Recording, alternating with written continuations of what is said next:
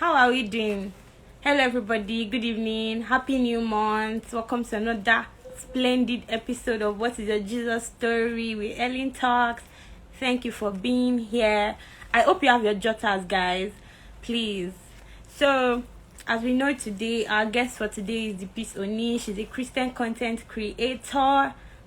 Guys, and I just quickly want to add to the fact that I was just thinking about it when I was setting up for this particular episode, and I was like, when I wanted to start this through the leading of the Holy Spirit, the Pisoni was one of the people that I texted and I told her about it, and she was like, oh my gosh, this is good, I'd love to be a part of it. And guys, she kept her promise. So with Jesus joy in my heart, let us welcome the Pisoni as I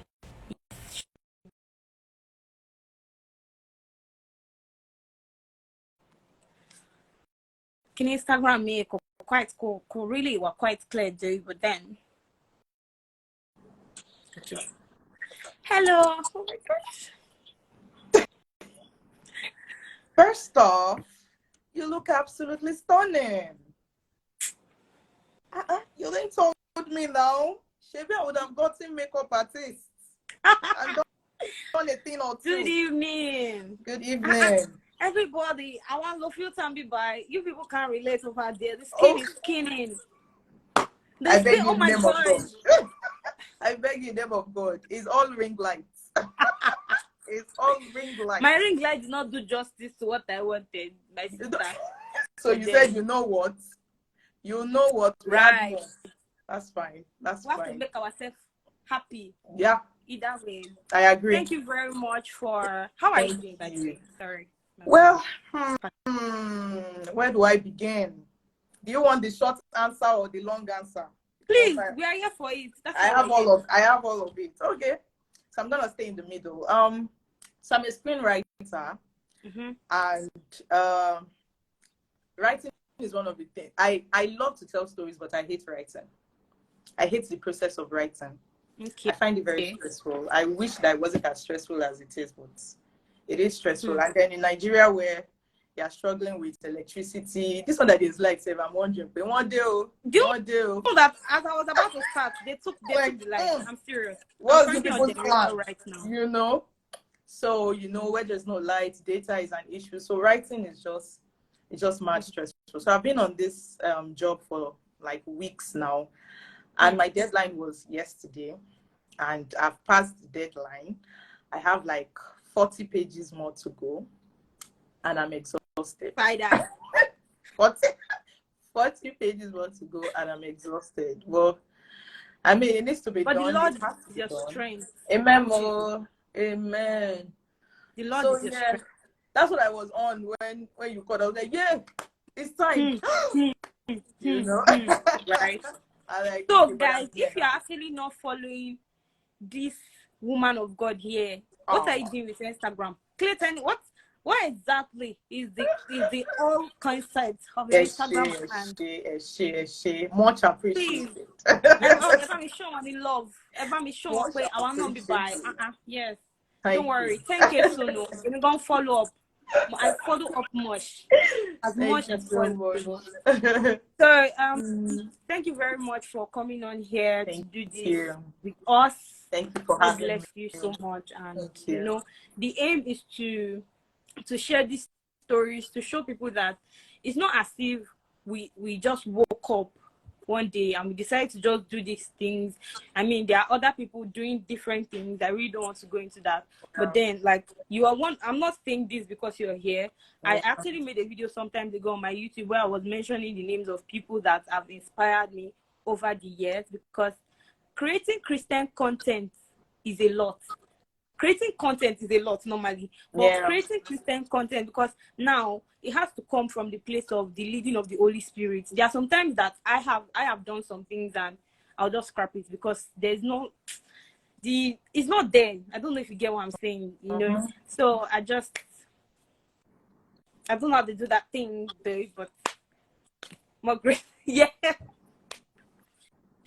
Okay, so let's jump right into the video. So, so tell us, how did you come about this whole Christianity thing? Did you just, it's one thing to grow up in a Christian family and it's one thing to be a Christian. So what's your salvation story like? Okay. So for me, of course, I was born into a Christian family. And it's Christian up to like, is that the third generation now? My mom's dad, that's my granddad, was an Anglican bishop before he died. Yes. And my dad is a redeemed pastor. My mom is a redeemed pastor. And I would have been a redeemed pastor if not that I ran away. Yeah. Oh, yes. Yeah. If not because I ran away. Nah. It's not me you people are talking to. But so what's my salvation story? We'll get to that. Yeah. Coming there. So I was born into the entire Christianity thing, the routine, morning devotions, Bible studies, church programs, and all of that. And we did it because for starters, I'm a very lazy person. Lazy as to like I would rather just go the easy route. I don't argue. I'm not interested in anything. No wahala, guys. No wahala. Exactly. Like, oh, this is what you say we should do. All right. We should go this way. Okay. So yeah, I wasn't interested in it. And then I used to read books a lot. So anything I was curious about, I learned from books. I learned from, movies. So I wasn't interested in trying stuff out. I say all of this because it's very instrumental on how my life has gone and how I would say it's easy for me, because I don't have, my brothers used to mock me. I have 3 younger brothers, and they used to tell me that the rebellion,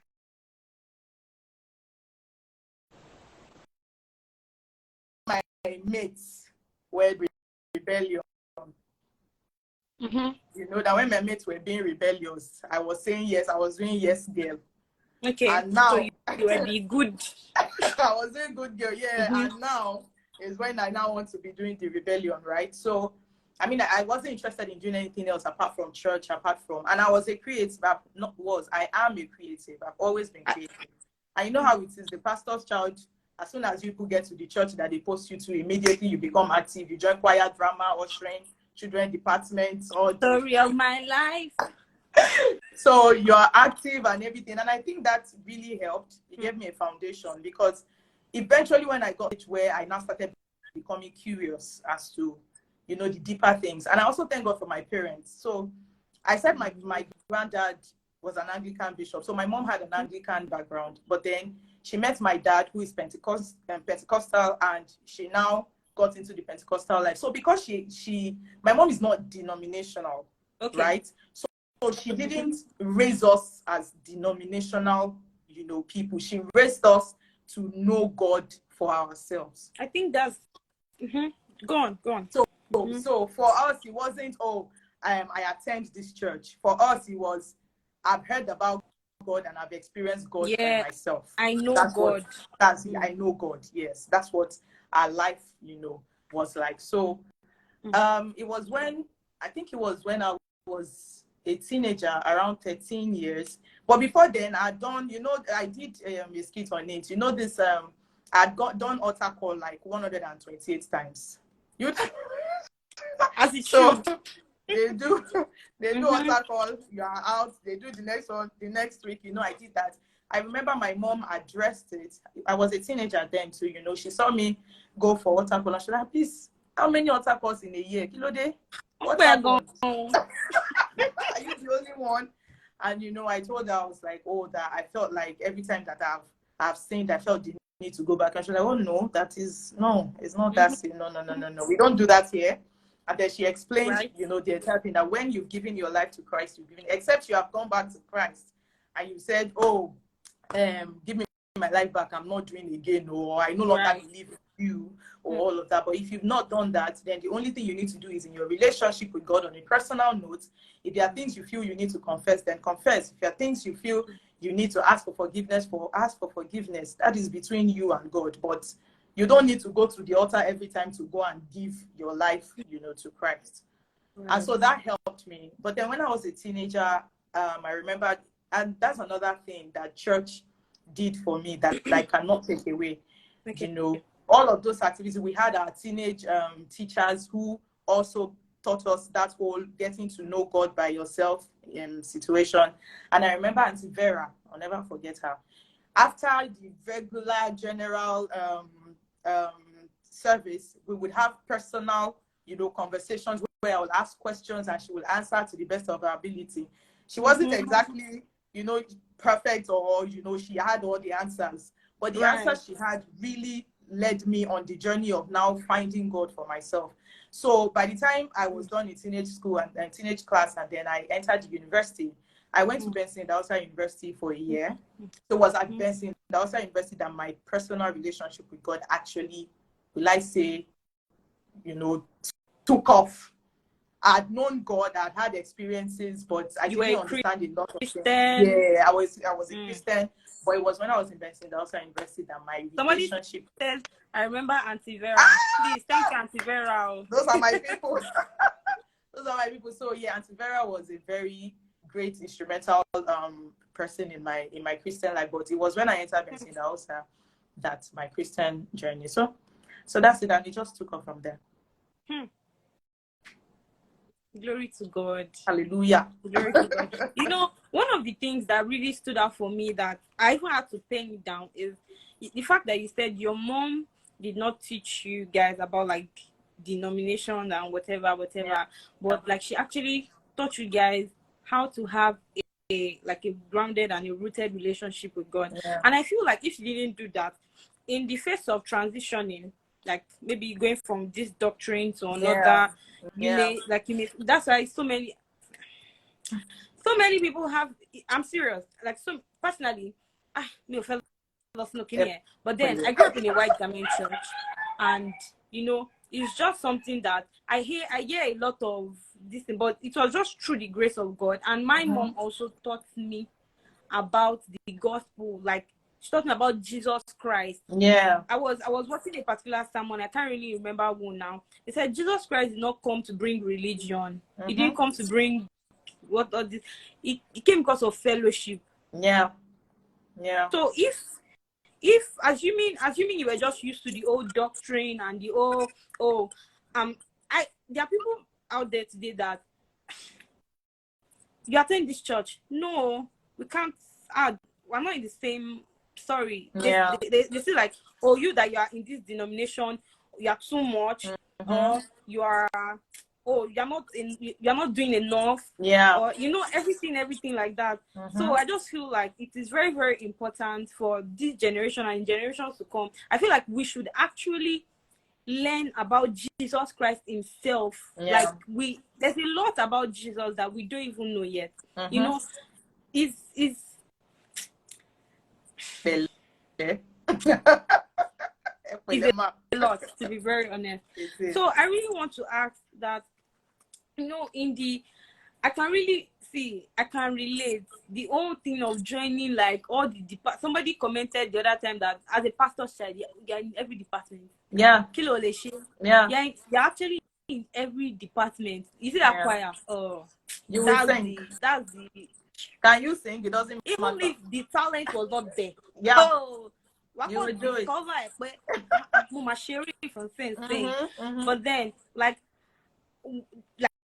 in a place of building friendship during your teenage age, during your teenage years, how did this affect? You know, there are sometimes that as pastors' kids, we get so deep in the old church thing that we may not really even have time to socialize. So how did you balance that? Okay, so for me, remember I said I used to read books a lot, so I was I think that really helped me. You know, that really helped me to be open-minded. So and also because of the way my mom raised us, I always attribute it to her, because I've met a lot of people and I've seen how they were raised, and I realized that their problem is the way they were raised. Their problem is what it is that their mom, someone Israel, what's the name? I saw it. Social peace. So those that know my mom know that you couldn't have come from her and not be able to socialize. Socialize. You are a Christian, or because of the things that you do as a Christian.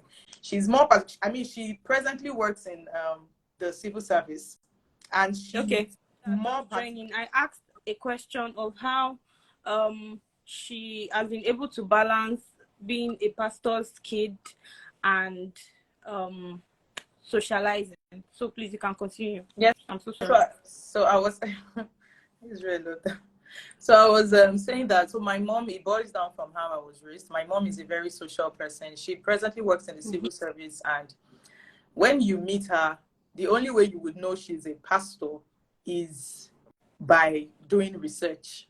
But then you can also tell from the words of her mouth and the way she speaks, and her character is more a pointer than her title in church, right? She's more particular about how is your character out there. So she's big on that than, oh, what is your position? What church do you attend? And all of that. So, and I took that from her and ran with that. So I don't have a problem with making friends. I'm actually sanguine. I'm Leo. I'm all of those things that makes it easy for you to like make friends. I make friends easily. And I can also get rid of people easily. You know, I'm not afraid of your daddy. If you are not, the politeness in that. Well, no, really, rather there is pops here. You know, because I protect my peace. Maybe it has to do with my name or whatever, but my peace is very important to me. I don't play with it. So as soon as you start to stress me, you know, but I'm big on character first. I'm big on stepping out and let people identify the God in you. Want to judge me? Want to judge me? I'm a pastor. Where is now?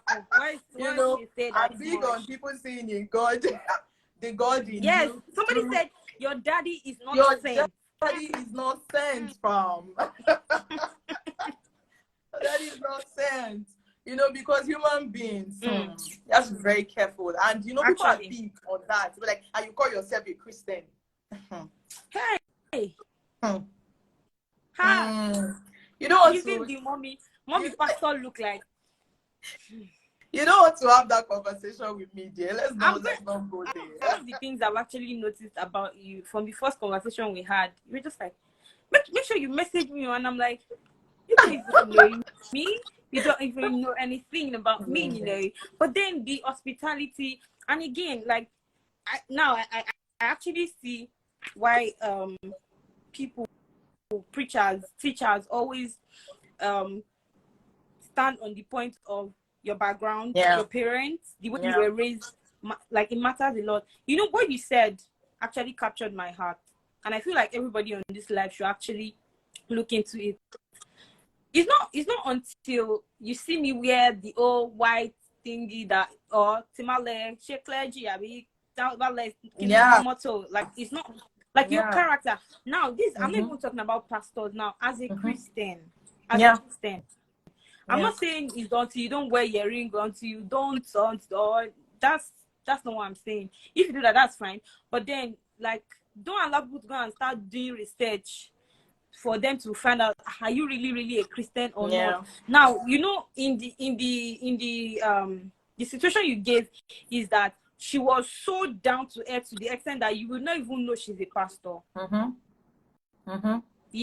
And that's very, very good. That means she can be easily accessed. You can talk to her that you may not even know that Pastor Lenny go. You know, there's this pastor, exactly, you know, everything like that. So God bless mommy wherever she is. Amen. Mommy, you did a good Please do that. Please. I will. She needs to be reminded. Yes. So, going into my favorite aspect of it all, mommy pastor. See, let me tell you something. I know it's not easy doing that. Getting the cast. I think I was going to your comment section one time and somebody was asking if all of you on the old cast, are you guys like related real life? And like, no. And I'm like, how? I feel like good things happen to good people. I tell my friends all the time, come and see Pastor Pikin with tattoos and skimpy clothes. No be bad. Yeah, I know, but you know, the Bible also tells us to be modest in all that we do. And yes, that's not the conversation for this day and everything. So how have you been able to do this Mommy Pastor series, and does it give, like, when people see you outside, do they come on with the Mommy Pastor, like Pastor? So how does it see you? So this kit has messed my life up. Yeah, I say that because this wasn't my plan, and that's how you know. If you're a Christian here and you have Christian parents, I feel for you, because you have been prayed to destiny, and there's nothing that you can do about it. You can run, yeah, you can run, but you cannot hide. Yeah, you know, and even if you hide, you will still come back and do what it is that you've been prayed to do. Yes. That's the truth. When I said here that I would have been a pastor if I didn't run away, and somebody was like, you will still come back and do it, I'm like, that's my problem with brethren. I don't like talking to the brethren, because small thing, prophecy, small thing, I don't need it. Small thing, revelation. But you know, the person has a point. I mentioned that I was born into a Christian home and all of that, and I don't think there's any pastor's child that would want to be a pastor or marry a pastor. If you experience life as a pastor's kid, you usually don't want to end up in that space. Fighting battles that are not your own, that you did not ask for, and you can't afford to be weak. And you can't, yeah. So, but I was having a conversation with Moromolua, and she mentioned something. She was like, even though as a preacher's kid you don't want this life, the truth is you've been trained for this life. So eventually you will fit in if you find yourself, you know, in that situation, because that's what you know, that's what you've done, you know, all your life, whether you wanted it or not. That is your background, and you've been trained for that life, right? I say all of that to say, so as I said, I'm a creative, I'm a screenwriter. I've done films for the past 10 years. I've written screenplays. Yeah, I've been in the industry. So that's the thing. It looks like, everything just started last year, but not really. I've been here since 2013, writing scripts. I started my own organization, did stage plays. I've done short films. I've written scripts for African Magic, for individual producers. You know, I've done stuff. But I realized that I did not fit into Nollywood as Nollywood. And I did not fit into church, as an institution. So I've always been hanging in the middle, just hanging.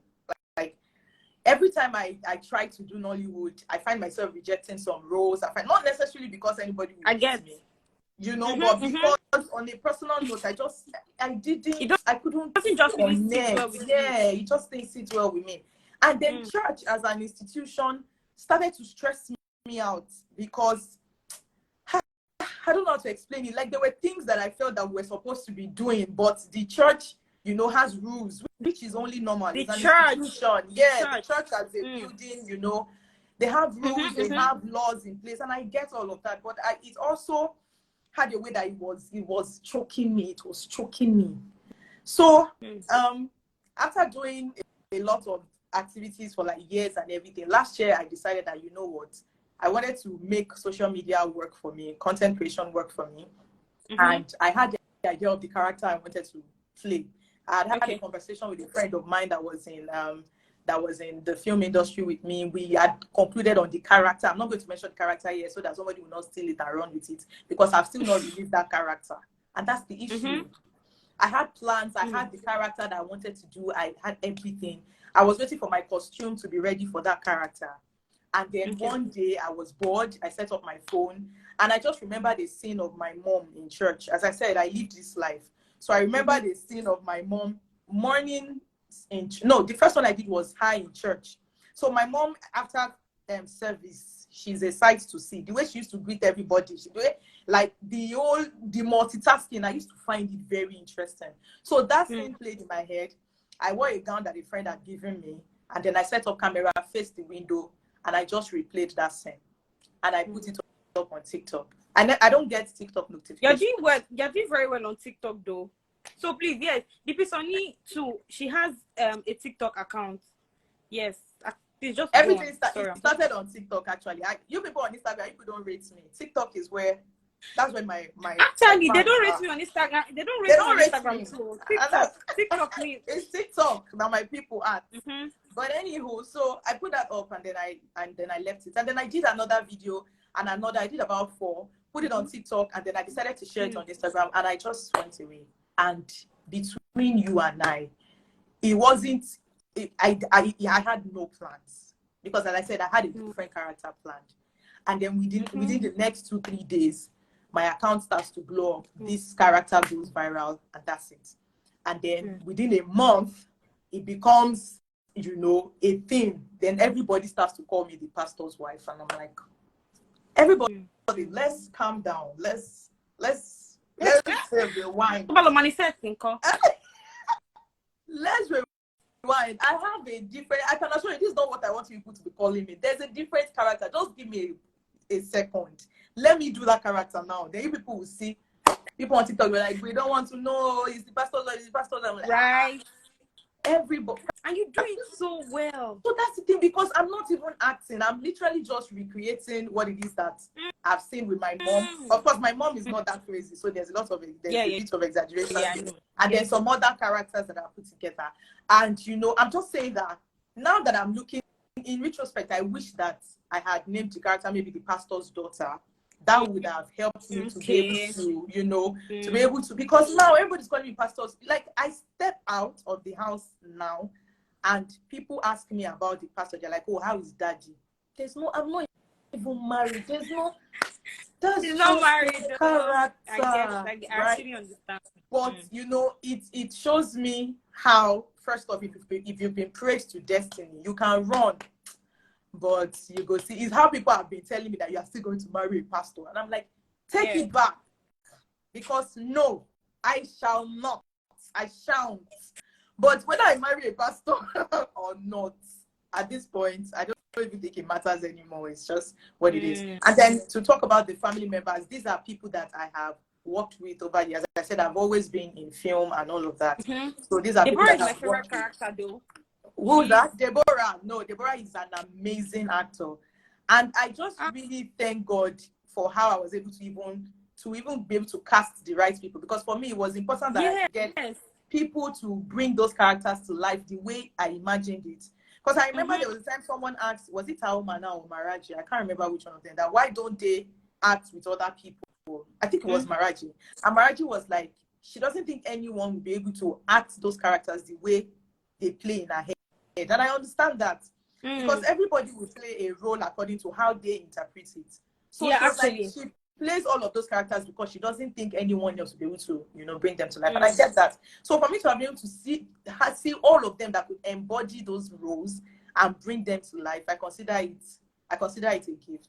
I consider it a miracle. But yeah. What advice would you give to somebody out there that feels too dirty or too broken to come to Christ? And I want to ask everything together so we can just round up. And what was the major challenge that you faced in this? Imagine you've been here since 2013. Like, you must have gone through a lot. There must have been that one thing that you were just like, maybe let me just finish this. I'm not doing this again. And how did you handle it? So yeah. Okay, so I'm going to answer the first. Someone who feels too broken and too dirty. Somebody said we can't round up. Don't mind Israel. Israel is trolling me. Someone who feels too dirty and too broken. You are the dirty and broken that Jesus came for. It's you, Gongon, that Jesus is looking for. Your level of dirty and broken is the one. No matter, like, it's not even about what we humans think. This is about you and God. And that's why it's important that you shut out the noise, because people have opinions. people have opinions, fam. Opinions that has a way to water down, you know, and exploit what it is that Jesus is really about and what Christianity is about. So if you feel too dirty and too broken, I want you to know that you are the dirty and the broken that Jesus is looking That's for. It is your level of dirty and broken. So just go to your daddy. Take all of your dirty and all of your broken. If you are red as scarlet, he will make you white as snow. That's what he says. He's the one that said it. It's not anybody's job. It's his job. So take it to him and say, Daddy, this is my broken. This is my dirty. They say this is what you are looking for. Here you have it. Make beauty out of these ashes. And he will take it from there. He will either send you people who will speak to your level, or he will send you materials that will speak to your level, or he himself, you know, you can never box God, or he himself will show up. And I'm usually jealous of people like that because I wish I had such a dramatic this thing. Yes, right. You know me, I like drama, but drama does not happen for me. So yeah. And then for the second, did I go through any challenge that made me want to quit? Is it quit Christianity now, or quit creative life in general, or everything in general? Everything in general. Yeah, let's just So my friend Israel is here. He asked the question earlier. Was like, you should ask me when AfriCoinArt will come back. AfriCoinArt is the name of the organization I started in 2015, where I realized that at that time Mount Zion was like the only non-denominational organizations that was doing Christian faith-based works. And I wanted another one. And I remember discussing with my mom, and my mom said, start it. If you cannot see it, start it. That's my mom's favorite. Yeah. She's like, if you can't see it, create it. So I started AfriCoinArt, then I wrote the first story, and I gathered young people together. Israel worked with us on one of our projects. And between 2015 and 2019, we did 6 stories that I wrote in 16 productions in Lagos and Abuja. And by 2019, I had worked with over 250 young people to tell these stories on stage. And we had done it to an audience of over 3,000 people. But by 2019, I was done. I was tired. I was broke, neck deep in debt. I wasn't sure how to make the entire thing make money, you know. And even though a lot of people believe in the vision, Israel, number one, you know, a lot of people believed in the vision, and I saw how it have affected a lot of lives. I couldn't bring myself to continue the way we were doing it. So I didn't think the problem was with the vision. I felt like the problem was by 2019, as I said, I was neck deep in debt, and I felt like I needed to learn something about financial, whatever, business. I felt like I needed to learn something. I had the creativity, I had the passion, but something was lacking. So I took a break in 2019. I told God, I was like, God, whatever you need to do it with me, so that, you know, what I need to get, I can get, and I can continue. I don't have a problem with obedience. As I said in the beginning, if God says, oh yeah, I move, I don't have strength to drag. So, but, you know, have I been discouraged? Yes. Running that kind of organization, not having money to do stuff has always been discouraging. Even as a creative, not having money. In fact, that was what led to me deciding last year that content creation needed to bring money for me, and it needed to happen in a certain way. And then God hijacked that. So, which he will always do if you give him. For every time you sing, take glory, take honor, my life is yours, and all of that. Let me just tell you, that's what you are doing. So all of your plans, all of your purposes, it needs to align, you know, with the will of God. So yeah, I've been discouraged, but I always, you know, keep my eyes on the end goal and tell myself that whatever it is that is happening now is because something is missing. And, you know, I always just get to the bottom of it, like, what is the thing that is missing? What do I need to learn in this season? What do I need to learn? There's a lesson in this valley. So I see all of my valleys as a lesson. I always see like there's something that I need to learn for the next level. And that is what has helped me, because if you think about it, that you're in school, even though you are down, and when I'm down, I don't pretend as if I'm up. I know they pretend. You will know that I'm down. You will know. That's another thing. I speak up. I cry when I need to cry. I lament when I need to lament. I discuss with people. I, you know, take a break if I need to take a break, you know. But I always tell myself that there's something to learn. And that's how I find myself, being able to crawl back out. Because in my head, I'm thinking, I've learned, we move again, right? So that's it for me. Thank you very much. Thank you so much. If there's one thing I learned from this answers that is given, especially for like your approach to facing your challenges, is you didn't just sit back and say, I'm done. You identified the problem and you tackled it. Yeah. And I love the other aspect of you where you talked about surrendering to God, that all this will happen, just by surrendering to Him, and He has never forsaken His own. So that's it. That's always been faithful. That's it. Thank you very much. Thank you for this opportunity. God bless you. This means a lot to me. It means a lot to us over here in the Heleeentalks. We don't have a name yet, but then thank you very much. God bless you. Thank you so much. Take care. Thank you. Thank you guys for joining in. God bless you. We'll see you on another episode of What is Your Jesus Story. God bless you. Good night.